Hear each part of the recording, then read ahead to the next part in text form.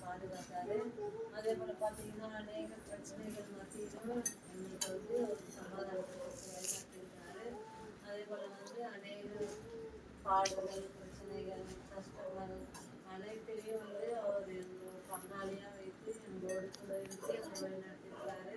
அதே போல வந்து கடந்த ஆகஸ்ட் மாதம் வந்து எனக்கு பொண்ணு பிறந்துச்சு. அப்புறம் என் தங்கச்சி இறந்துட்டாங்க. என் தங்கச்சி இறந்ததுலேருந்தே வந்து எனக்கு ரொம்ப பலவீனம். என்னன்னா எல்லாமே எனக்கு ரொம்ப அம்மா அவங்களுடைய சமத்துவம் என் தங்கச்சி தான் எனக்கு இருந்தான். எதுனா ஒன்றுனா நான் அவர்கிட்ட ஷேர் பண்ணும்போது அவர் எனக்கு ஒரு சொல்லுவாள், அம்மா எப்படி யாருக்கு சொல்லுவாங்க இப்போ வந்து அவங்க ஃபோன்லேருந்து வந்து நான் எந்த இதுவும் ஷேர் பண்ணுறதுக்கு இல்லை. அதனால வந்து கரெக்டாகவே நீங்கள் எல்லாத்தையும் வந்து அநேக பிரச்சனைகளை பற்றியும் வந்து நான் வந்து கடன் பிரச்சனை நிறைய வந்து இப்போ வந்து ஆண்டவர் வந்து அந்த கடனையும் கொஞ்சம் கொஞ்சமாக வந்து சரி பண்ணிட்டாரு.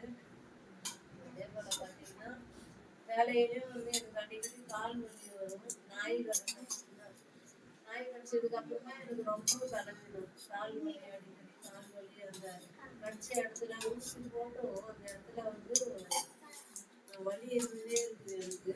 அதனால ஆண்டவர்கிட்ட சொல்லுவேன், கத்தாவே உண்மை தவிர எனக்கு யாரும் இல்லை.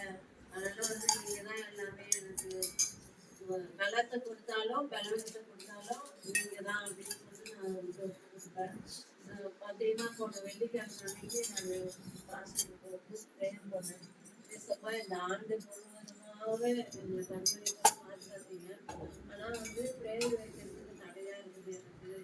இந்த ஆண்டில் வந்து ப்ரேயர் வந்து எங்கள் வீட்டில் வைக்கிறதுக்கு நீங்கள் எனக்கு உதவியாக இருக்கணும் அப்படின்னு சொல்லி நான் ப்ரேயர் பண்ணேன். அதனால பார்த்தீங்கன்னா திடீர்னு பார்த்தா சர்ச்சில் வந்து வீட்டில் ப்ரேயர் வைக்கணும்னு சொல்லும்போது கூட நான் என்ன சொல்கிறதுன்னு தெரியல. அவங்ககிட்ட கேட்கல என்ன சொல்லுவாங்கன்னு சொல்லிட்டு நான் சரின்னு சொல்லிட்டேன். நேற்று வந்து நான் முன்னாடியே பெருசிக்கிட்டே சொல்லிட்டேன், எங்களோட ப்ரேயர் கேட்டேன். நான் வந்து இந்த ஆண்டு கடைசியில் நான் வீட்டில் ப்ரேயர் வைக்கணுமா சொல்லலை, நீ வச்சுக்கணுமா அப்படின்னு சொன்னாங்க. கர்த்தர் பார்த்தீங்கன்னா அவங்களோட பேசி வீட்டில் ப்ரேயர் வைக்கிறதுக்கு எனக்கு ஒரு வருஷமா ப்ரேயரே வைக்காம எனக்கு நிறைய பலவீனம், நிறைய பாடுகள், அநேக அழுவாத நாளே இருக்காது. அந்த மாதிரிலாம் வந்து ரொம்ப வருத்தி இருக்கிறேன். ஏன்னா எல்லாத்துக்குமே வந்து ப்ரேயர் தான். ப்ரேயர் இல்லைன்னா ஒன்றும் இல்லை. வீட்டில் வந்து ப்ரேயர் பண்ணுறோம். அது நம்ம இந்த மாதிரி சபையாராக கூட்டிகிட்டு ப்ரேயர் பண்ணும்போது நமக்குள்ள ஒரு சந்தோஷம், சமாதானம் எல்லாமே கிடைக்கும். அந்த 1 வருஷமா அதை நான் தொலைச்சிட்டேன். இப்போ இந்த நாளில் வந்து கர்த்தர் வந்து எங்கள் குடும்பத்தையும் எங்களையும் ஆசீர்வதித்து அதே போல் பார்த்தீங்கன்னா ரூத்துக்காக ப்ரேயர் பண்ணியிருக்கேன். வருகிற ஆண்டில் வந்து திரும்பமாக அந்த மாற்றத்தில் போயிட்டு படிச்சிருப்பேன். கர்த்தர் அதை செய்வார் என்ற நம்பிக்கையில் பார்த்துருக்குறேன். கர்த்தருடைய கொஸ்டின் நாங்கள் சொல்கிறோம். நீங்கள் வந்து உங்கள் ப்ரேயரில் ப்ரேயர் பண்ணுங்க. கர்த்தர்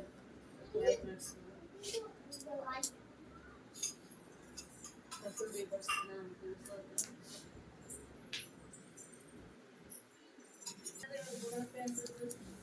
எனக்குள்ள ஒரு கோபம் வரும்.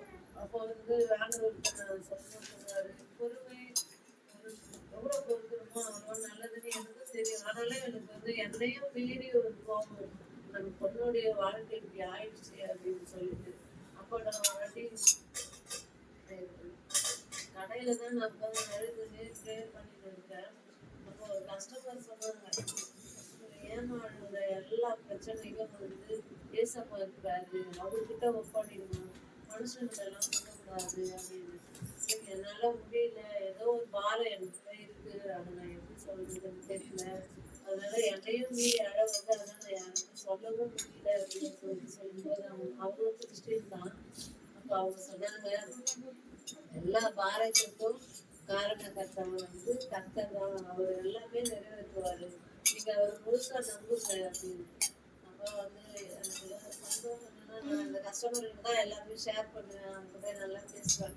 அவங்க என் கூட பிறந்த மாதிரி நல்லா இது பண்ணுவாங்க. அப்போ அவங்க கூட சொல்லுவேன், நீங்கள் குடும்பத்துக்காக ஜம் பண்ணிக்கோங்க, எங்களுக்கு ஏதோ ஒரு கடை இருக்குது அப்படின்னு சொல்லுவேன். அடிக்கடி பிரச்சனை. இந்த 25வது வருஷம் தொடங்குனதுக்கு நிறைய பிரச்சனையை சந்திச்சிருக்கேன் நான். அது அடிக்கடி எனக்கு பலவீனம், சரீர பலவீனம் தான். வேற வந்து பிரச்சனைனா வேற எதுவும் இல்லை. அடிக்கடி எனக்கு பலவீனம் வந்துட்டே இருக்கும். ப்ரேயர் பண்ணா சரியாயிடும். நாய் கடிச்சிருக்கு தான் நான் ஹாஸ்பிட்டலுக்கு போயிட்டு 2 நாளாக பெட்ல இருந்து ஊசி எல்லாம் போட்டு வந்தேன். ஆனாலும் அது பலவீனம். சுகர் ஹை ஆயிட்டு, ஒரு வாட்டி கடையிலே வந்து ப்ரெஷர் அதிகமாக ஆயிட்டு கீழே விழுந்து மேடம் என்ன ஹாஸ்பிட்டல் கூட்டிட்டு போய் அப்படியெல்லாம் ஆகிருக்குது. அந்த நேரத்துலேயே வந்து ஏசப்பா வந்து என்னை கைவிடலை. என்னை வந்து வழிநடத்தின்னு வராரு. இது மட்டும் தகுந்த தேவன் இனியும் வந்து என்னை காப்பாரு, தப்பு காப்பாரு.